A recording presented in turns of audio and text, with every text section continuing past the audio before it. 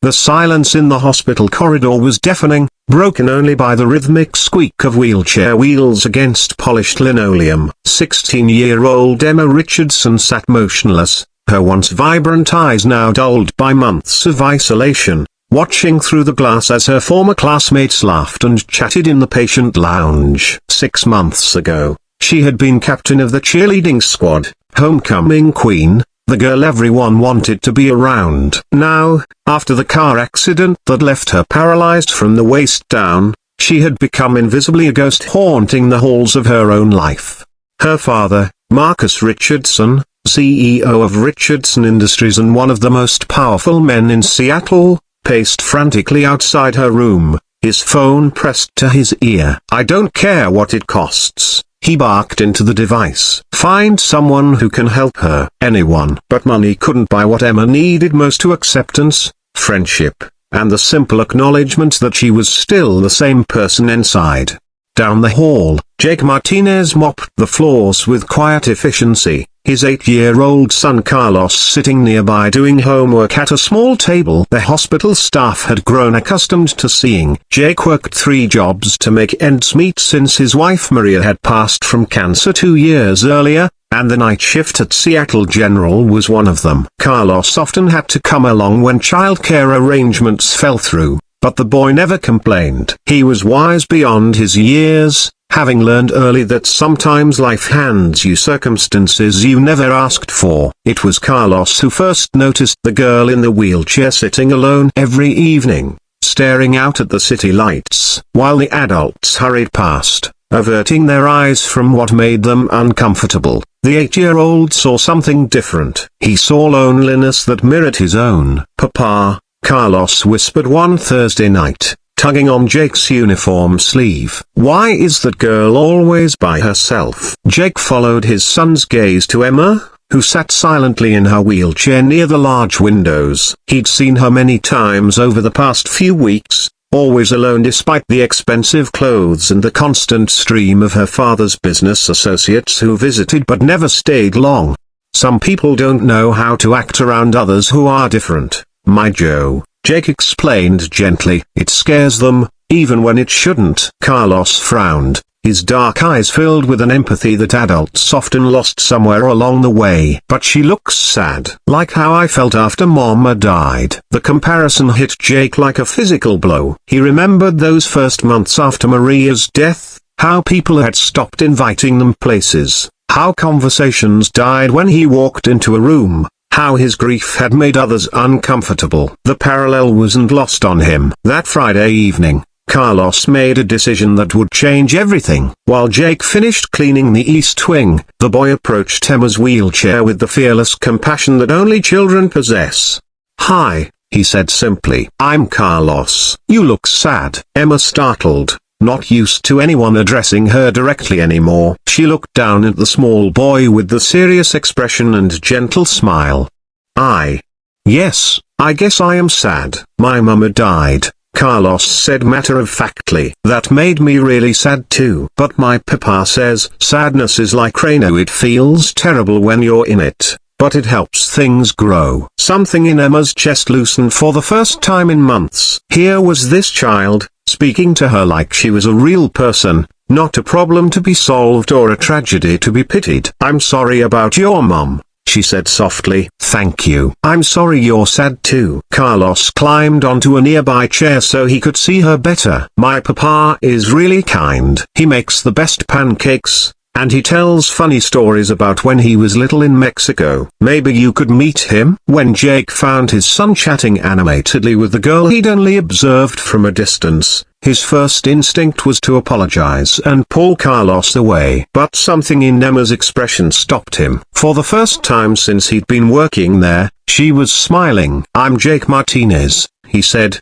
extending his hand. "I'm sorry if Carlos bothered you." "He didn't bother me at all," Emma replied, shaking his hand with surprising firmness. "I'm Emma. He's been telling me about your pancakes." Jake chuckled. "Well, Carlos is my best advertisement. Though I should warn you, he's biased." Over the following weeks, an unlikely friendship bloomed. Carlos would finish his homework and then spend time with Emma, telling her stories about school, his friends, and his adventures with his father. Jake found himself looking forward to these conversations, watching his son's natural kindness chip away at the walls Emma had built around herself. Emma began to emerge from her shell, laughing at Carlos's silly jokes and sharing stories of her own. She told them about her life before the accident, to her dreams of studying journalism, her love of photography, her complicated relationship with her father who showed love through checkbooks rather than presents. It was Carlos who came up with the idea that would shock everyone. "Papa," he said one evening as they walked to their beat-up Honda Civic after Jake's shift, "Emma's school is having a prom next month." "That's nice, my Joe." "She doesn't want to go. She says no one would want to take her because of her wheelchair." Jake felt that familiar tug in his chest that came whenever he saw injustice being done to someone vulnerable. "That's their loss, Carlos. Emma is a wonderful person." "I was thinking," Carlos said carefully, "maybe you could take her, like, as her date." Jake nearly stumbled. "Carlos, that's very sweet, Buta." "Not like a real date," Carlos said quickly. "But like, so she doesn't have to be alone." "You look nice in your one good suit, and you know how to dance from when you and Mama used to dance in the kitchen." The suggestion was so innocent, so purely motivated by love, that Jake found himself actually considering it. Emma was 17, and he was 29. The age gap wasn't inappropriate for a chaperoned school event, but the social divide was enormous. He was a janitor, she was a CEO's daughter. He was a Hispanic single father struggling to make rent, she lived in a mansion overlooking Elliott Bay. But then he thought about Carlos's wisdom about sadness being like rain, about Emma's smile when his son made her laugh, about the way she'd started looking forward to their evening conversations. 3 days later, Jake knocked on the door of Emma's private room, hat in hand, heart pounding. She was alone, as usual, reading by the window. "Emma," he said, his voice slightly hoarse with nervousness, "I know this might sound crazy, and you can absolutely say no, but Carlos and I were wondering, would you like to go to prom with me? I mean, as friends, so you don't have to miss out on something that should be one of the best nights of your life." Emma's book fell from her hands. She stared at him in complete shock. You want to take me to prom?" "Only if you want to go," Carlos thought. Well, he thought you might enjoy it. And honestly, I think he's right. You shouldn't have to miss important things just because some people can't see past a wheelchair to the amazing person sitting in it. Tears welled up in Emma's eyes. For months, she'd been treated like damaged goods by her peers, like a problem to be managed by her father, like a charity case by well-meaning adults. But here was Jake, asking her to prom not out of pity, but because he genuinely believed she deserved to go. "Yes," she whispered, then louder, "Yes, I would love to go to prom with you." When Marcus Richardson first heard about his daughter's prom date, his reaction was explosive. "Absolutely not," he told Emma. "I'll hire you a proper escort, someone appropriate." "Appropriate?" Emma's voice was steel. "You mean someone with money? Someone who looks good in your social circles?" "Dad, Jake is the first person in months who's treated me like I'm still me. Carlos is the best friend I have right now. They see me, not my disability." "Emma, be practical." "No, Dad. For once in my life, I'm going to do something because it makes me happy, not because it makes you look good." The night of prom arrived with Seattle's typical spring drizzle. Jake picked Emma up in his carefully cleaned Honda, wearing his one good suit to a black number he'd worn to Maria's funeral but had since had tailored to fit better. He'd saved for weeks to rent Emma a proper corsage, white roses that matched her elegant silver dress. When they arrived at the downtown hotel ballroom, conversations stopped. The sight of Emma Richardson, the formerly popular girl who'd become a social pariah, arriving with a hospital janitor, was enough to send shockwaves through the crowd of teenagers and chaperoning parents.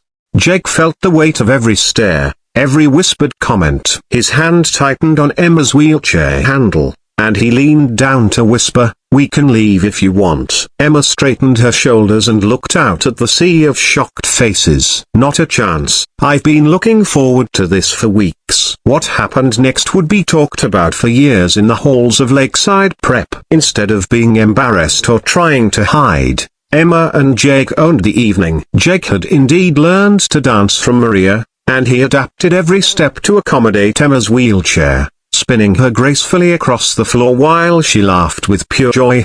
Carlos had been right. Jake did look good in his suit, but more than that, his genuine care for Emma, his natural grace and kindness, shone brighter than any expensive tuxedo could have. Emma, freed from months of self-consciousness and isolation, was radiant. Her smile was infectious, her laughter musical. Slowly, other students began to approach. Some came out of curiosity, but many came because they remembered the Emma they'd known before the accident. A funny, smart, kind. They'd been avoiding her not out of malice, but out of their own teenage awkwardness around disability. Seeing her happy and confident again reminded them of who she'd always been. The evening's turning point came when the DJ announced the last dance. As the opening notes of Shallow filled the ballroom, Jake offered Emma his hand. "My lady?" he said with exaggerated formality that made her giggle. As they moved together on the dance floor, Emma looked up at this man who had asked for nothing in return for giving her back a piece of herself she'd thought was lost forever. "Thank you," she said, her voice thick with emotion. "Not just for tonight. For seeing me." "Thank you for letting us into your world," Jake replied. Carlos hasn't stopped talking about his friend Emma. "You've given him something too, the joy of helping someone else." When the song ended, the ballroom erupted in applause, not the polite clapping of social obligation, but genuine appreciation for the beauty of what they'd witnessed. Two people from different worlds, brought together by an 8-year-old's wisdom and their own capacity for kindness, had reminded everyone present what it meant to be human.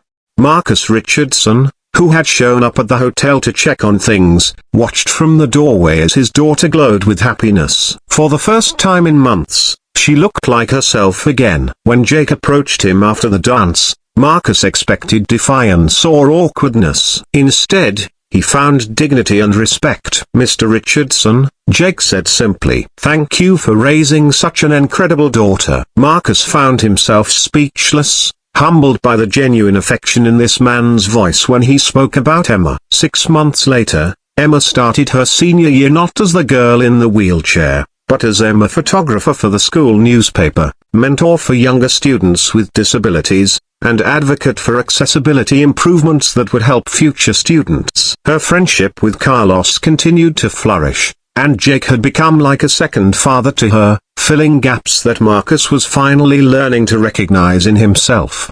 The story of the single father who took the CEO's daughter to prom became legendary, but those who lived it knew the real magic had happened long before the dance floor. It happened in quiet hospital corridors, in the fearless kindness of a child, and in the moment when two adults chose to see each other's humanity over society's labels. Sometimes the most profound changes come not from grand gestures, but from simple acts of courage. The courage to reach out, to be vulnerable, to believe that everyone deserves to be seen and valued exactly as they are. In a world that often feels divided by differences, Jake, Carlos, and Emma proved that connection is always possible when we lead with our hearts instead of our fears.